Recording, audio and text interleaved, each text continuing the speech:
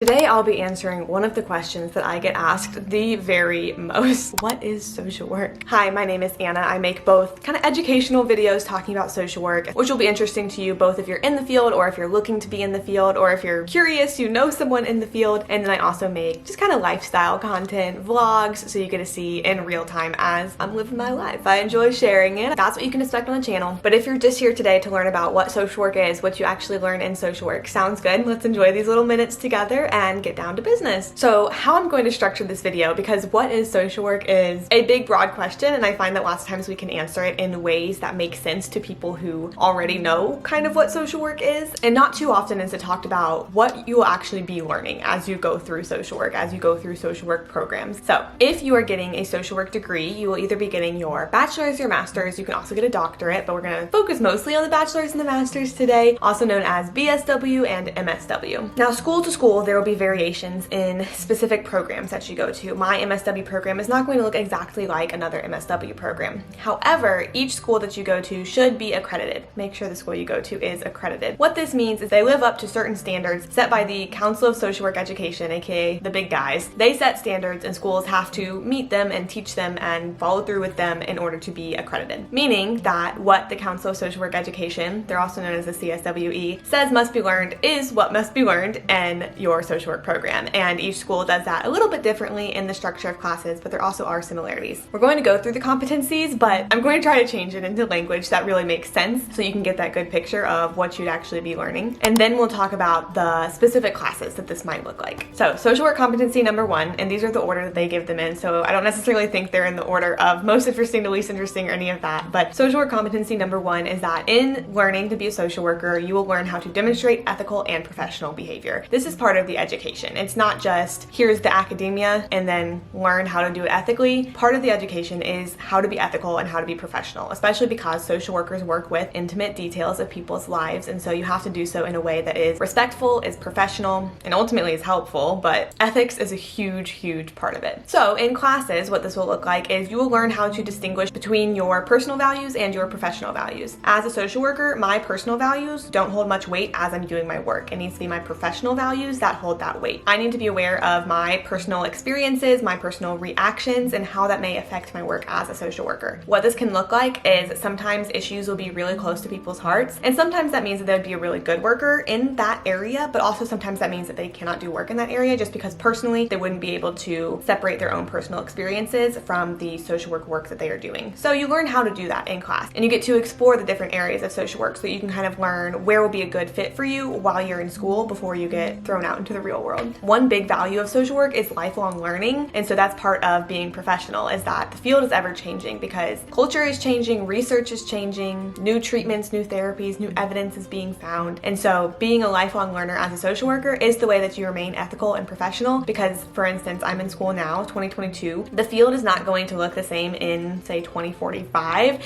and so it's on me to continue learning so that I'm not just stuck in 2022 social work as I am a social worker in 2045, if that made sense. So going along with this competency is that you'll learn how to make ethical decisions based on the National Association of Social Work's Code of Ethics. And this is something, if you're already in school for social work, you've likely heard of a lot. But the National Association of Social Work is commonly known as the NASW, and it's a big name in social work, obviously, it's the National Association. But they have a code of ethics that every social worker must follow. And so lots of times in school, you'll get some sort of ethical dilemma presented to you, and you'll have to refer to the code of ethics to cite how you're making the decision going forward. And all of that's taught in school, so that will be included in your social work classes. Competency number 2 is to engage diversity and difference in practice. This is something that you learn. This is in classes. This isn't just on you to know how to do. They will teach you how to, as long as you're open for learning it. This is a big long list, and so I'm going to just read it off my phone. The profession of social work recognizes the intersectionality of multiple factors, including but not limited to age, class, color, culture, disability and ability, ethnicity, gender identity and expression, immigration status, marital status, political ideology, race, religion/spirituality, sex, sexual orientation, and tribal sovereign status. To be a social worker, you must understand the intersectionality of all of those aspects. And not only that, but understand that as a consequence of, and this is coming straight from, that's why I'm reading it, it's coming straight from the standards. Social workers must understand that as a consequence of difference in all of those listed attributes before,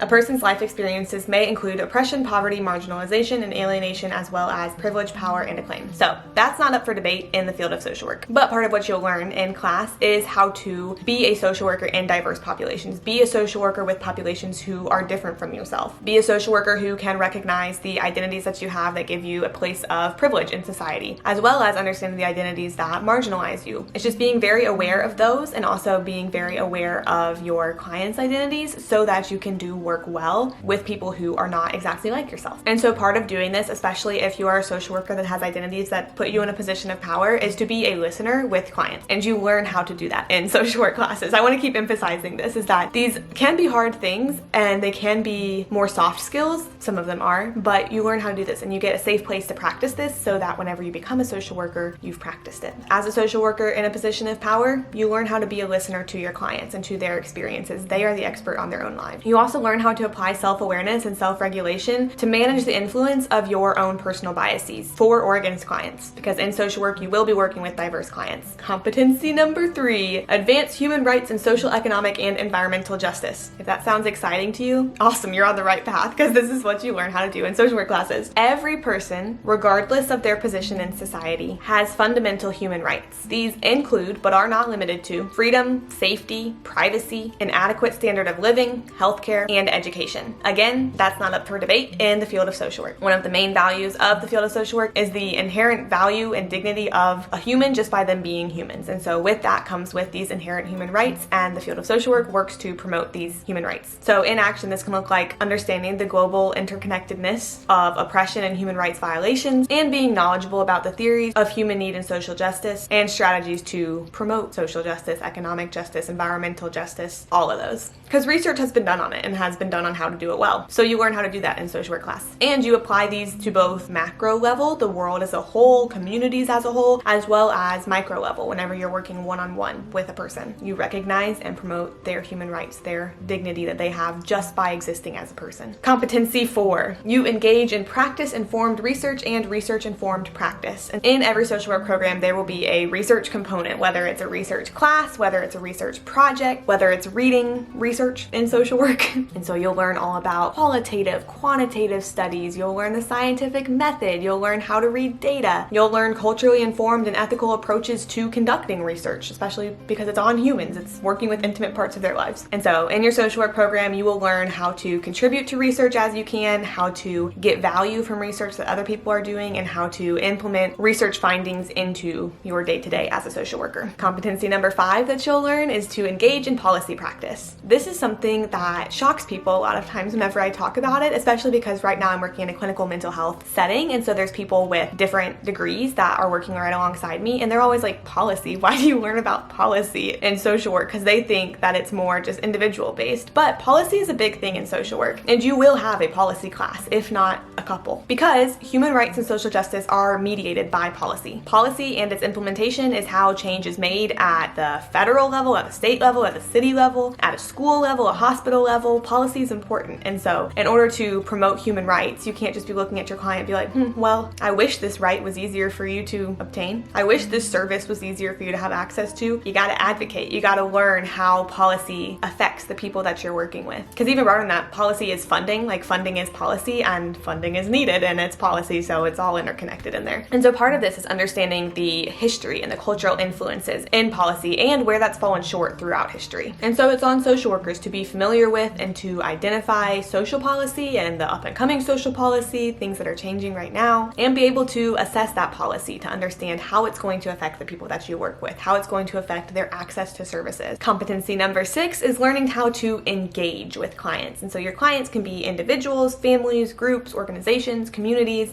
but learning how to engage is a huge part of it. And so you'll have classes that teach you that. Engaging is really the beginning of the relationship. You cannot provide good services to someone if they're not in it, if they don't trust you, if they don't feel comfortable around you, if they have no idea who you are. So engaging starts the minute that you meet a client. It's a way to, I don't want to shortchange it by giving too many words, but it's a way to be friendly, to be welcoming, to start establishing rapport, building a relationship between you and a client, using empathy, using interpersonal skills. You learn how to do this kind of stuff. You learn how to be a people person a little bit, which don't feel scared if you're an introverted person. I am as well, but engaging and learning how to engage is part of social work curriculum. You will learn and practice how to do that because there are strategies of how to do it well and how to not do it well. So you'll learn all that. Competency competency number 7 is assessing clients. And so that again, your client can be an individual, a family, community, organization, a group, but assessing is a big part of it. And it's an ongoing component in your interaction with a client. By assessing, you are collecting and organizing data. You are applying the knowledge that you've learned, the knowledge of human behavior in the social environment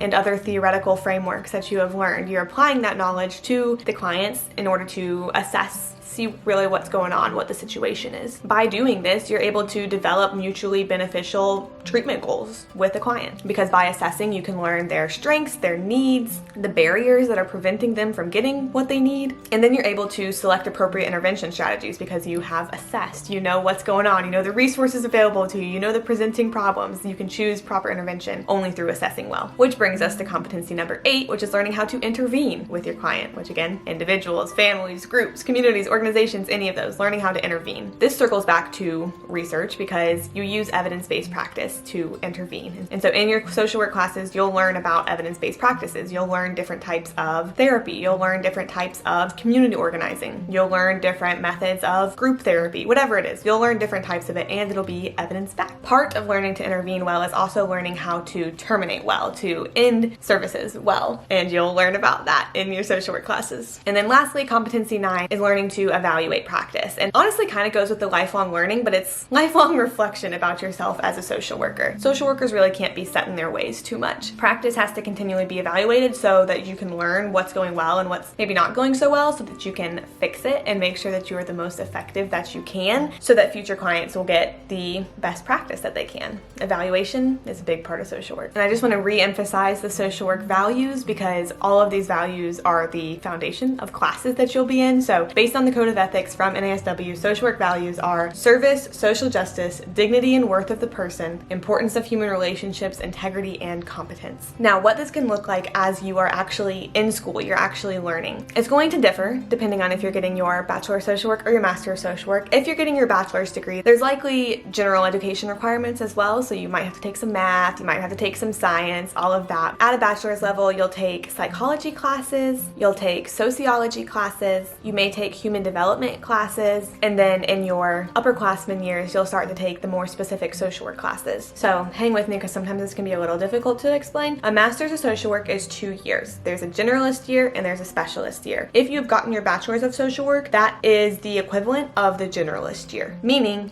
if someone who has their Bachelor's of Social Work chooses to get a Master's of Social Work, that's what the advanced standing is, because they just jump straight into that specialist year because they've already gotten that generalist background. Whereas if you have a bachelor's in something else, then you have 1 year that's the generalist and then 1 year that's the specialist. So I say this because whenever I'm referring to generalist classes right now, it could be either your BSW or your first year of your MSW. But generalist classes, lots of times you'll have a policy class, you'll have an individuals and groups class, you'll have a community class, you'll have classes learning about human behavior in the social environment, so learning how people fit into their environment. You'll have a research class, you'll have a class related to kind of the history of social welfare, most likely, some sort of history class. You'll have a class about diversity, about oppression, and you'll do your field work, which is a little bit different because that's the experiential learning where you're actually like out doing it, so it's not like academic classes necessarily. And my most recent video, I guess depending on when I post this one, I have a recent video talking about field, so if you want to learn about that part of it, go to that video. I'm just talking the classes right now. And then you'll have most likely room for electives too, so those just totally differ school to school. I know my electives, what did I take? I took a human trafficking class, I took a psychopathology class, I don't remember my other electives though, but those totally just differ school to school. And then when you're in specialist, it'll look really a lot the same, but you'll be diving deeper in each of your classes, and lots of times you'll also have the opportunity to kind of specialize into the area of social work that you want to be learning about. And so you'll still be learning about how to work with individuals, with groups, with communities, with organizations. You'll still be learning policy, you'll still be learning about diversity, you'll still be learning about human behavior in the social environment, but it'll be diving deeper and more specific into each of those topics. The specialist year also has more of a focus on clinical skills, and so that is like using the DSM-5, that's like mental health diagnoses, therapy. Much more of a focus on that in your master's program in the specialist year,